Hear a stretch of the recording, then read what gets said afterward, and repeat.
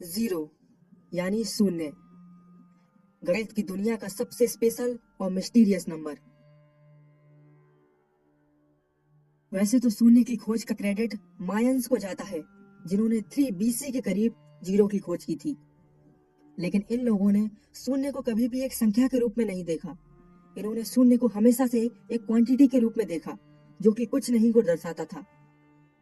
लेकिन भारत में सबसे पहले ब्रह्मगुप्ता ने शून्य को एक नंबर के रूप में देखा और इसको एक डॉट का सिंबल दिया। उन्होंने यह भी बताया कि जीरो एक ऐसा नंबर है जिसको हम किसी भी नंबर के साथ जोड़े या घटाएं तो उत्तर वापस वही नंबर आता है। जीरो का मल्टीप्लाई अगर हम किसी भी नंबर के साथ करते हैं तो जीरो ही आता है। बस सिर्फ एक ही बात वह भी नहीं समझा पाए कि क्या होगा अगर हम किसी भी नंबर को जीरो से भाग दे देंगे। बचपन से लेकर आज तक हमें यही बताया गया है कि हम किसी भी नंबर से डिवीजन परफॉर्म कर सकते हैं, लेकिन जीरो से नहीं कर सकते। आखिर क्यों क्यों हम जीरो से भाग नहीं दे सकते? क्या होगा अगर हम जीरो से भाग दे दें? आइए मैं आपको समझाने की कोशिश करता हूँ। मान लीजिए मैंने आपसे कहा कि 15 को 5 से डिवाइड कीजिए, तो आप कहेंगे ठीक है, हमारा आंसर 3 आएगा। अगर आप ध्यान से समझने की कोशिश करें तो आपको डिवीजन का एक्चुअल मीनिंग समझ में आएगा। 15 को 5 से डिवाइड करने का मतलब होता है कि हम 5 को कितनी बार ऐड करें कि हमारा आंसर 15 आ जाए। तो हमें पता है कि 5 को 3 बार ऐड करने पर 15 आता है, इसलिए इस डिवीजन का आंसर 3 है। अगर मैं आपसे कहूं कि 40 को 8 से डिवाइड कीजिए, तो हमें पता है 8 को अगर हम 5 बार ऐड करते हैं तो 40 आ जाता है, इसलिए इस डिवीजन का आंसर 5 हो जाएगा। लेकिन क्या होगा अगर मैं आपसे कहूं कि आप 1 को 0 से डिवाइड कीजिए? अगर हम इसी लॉजिक का इस्तेमाल करें तो हमें ये सोचना है कि 0 को कितनी बार ऐड करने पर 1 आता है।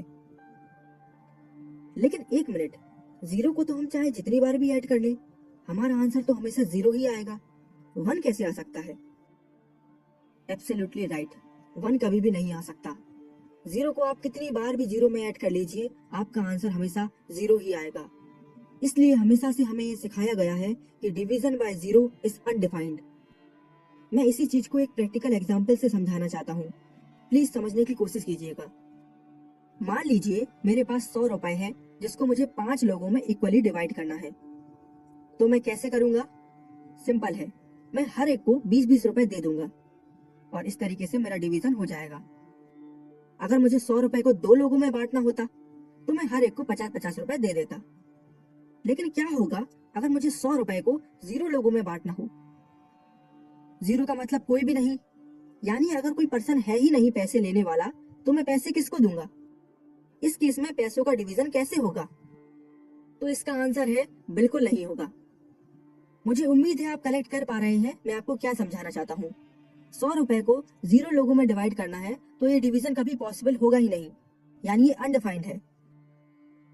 ऐसा ही एक और लॉजिक है जो कि हमें 0 के डिवीजन को लेकर काफी कुछ समझा सकता है। मान लीजिए मैंने 10 को 2 से डिवाइड किया तो मेरा आंसर 5 आएगा। 10 को 1 से डिवाइड किया तो आंसर 10 आएगा। 10 को 0.5 से डिवाइड किया तो आंसर 20 आएगा। 10 को 0.1 से डिवाइड किया आंसर 100 आएगा। 10 को 0.01 से डिवाइड किया तो आंसर 1000 आया।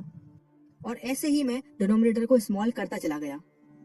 तो आप देख पा रहे होंगे कि जैसे जैसे मैं डिनोमिनेटर को छोटा करता जा रहा हूँ, मेरा आंसर उतना ही ज्यादा बड़ा आता जा रहा है। यानी आप समझ गए होंगे कि हमारा डिनोमिनेटर जितना ज्यादा छोटा होगा, हमारा आंसर उतना ही ज्यादा बड़ा आएगा। अब एक चीज हमारे दिमाग में आती है कि डिनोमिनेटर को छोटा करते करते एक समय तो ऐसा आएगा जब हमारे डिनोमिनेटर में 0 आ जाएगा, तब क्या होगा? तो इस लॉजिक से हम ये आंसर देंगे कि हमारा आंसर बहुत ही ज्यादा बड़ा आएगा। लेकिन सवाल ये है, क्या हम ये कह सकते हैं कि उसका आंसर इन्फिनिटी होगा? बिल्कुल नहीं। हम ये नहीं कह सकते कि 1/0 इन्फिनिटी के बराबर होता है, क्योंकि अगर 1/0 इन्फिनिटी के बराबर होता है तो 2/0 भी इन्फिनिटी होगा, 3/0 भी इन्फिनिटी होगा। और अगर ये सब इन्फिनिटी के बराबर हो जाएंगे तो फिर हम ये भी प्रूव कर सकते हैं 1 = 2, 2 = 3, 3 = डैश डैश डैश सारे नेचुरल नंबर। यानी मैथमेटिक्स का फाउंडेशन ही हिल जाएगा। आप लोगों ने कुछ लोगों को देखा होगा जो कि 2 + 2 = 5 प्रूव कर देते हैं, 1 = 2 प्रूव कर देते हैं। तो वो लोग इसी चीज को गलत करते हैं। वो लोग क्या करते हैं, वो लोग 0/0 को काट देते हैं और उसको 1 के बराबर लिख देते हैं, जबकि हमें पता है कि 0 से डिवीजन तो पॉसिबल ही नहीं है, इसलिए वो सारे आंसर गलत होते हैं। तो मुझे उम्मीद है अब आप समझ चुके होंगे कि हम क्यों 0 से डिवाइड नहीं कर सकते। अगर आपको हमारा ये वीडियो पसंद आया है तो आप हमें कमेंट सेक्शन में बता सकते हैं।